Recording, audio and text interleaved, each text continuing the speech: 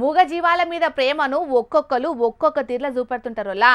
వాడలల్లో తిరిగే కుక్కలకు అన్నం పెట్టి సాదుతుంటారు కొందరు. ఇంకొందరేమో గల్లీల పొంటి తిరిగే ఆవులకు రొట్టె ముక్కలేసి కడుపు నింపుతుంటారు. బంగ్లాల మీద దాన పోసి పిట్టెలను, పాలు పోసి పిల్లులను బతికితుంటారు. అవి కూడా దినాం దగ్గరికి తీసేటోళ్ళ మీద బగ్గనే విశ్వాసం చూపెడుతుంటాయి. అగో అచ్చం గట్లనే గీడోగామె కొండెంగను చేరదీసింది. వారేవా, అక్కకు కొండెంగల మీద బగ్గనే ప్రేమున్నట్టున్నది కదా. ఆకలితోనే అలమటించి ఎక్కడ ఆగమైతాయో అని నిమ్మలంగా రొట్టెలు దాల్చి పెంక మీద గాల్చి పెడుతున్నది. ఆయనతో కొండెంగల చేతులు గాల్తే కావచ్చని ఎట్లా సల్లారుస్తున్నదో చూడుండ్రి.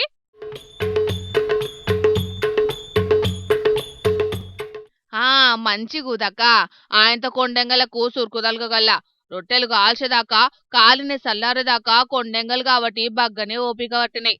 కాని అదే కోతులైతేనా ఆగమాగం చేసేటి, పచ్చిపిండి ముద్దనే పట్టుకొని పరారయ్యేటి. మరి ఈ వీడియో ఎక్కడిదో ఏమో గాని ఇంటర్నెట్లా దుమ్ము దుమ్ము తిరుగుతాంది.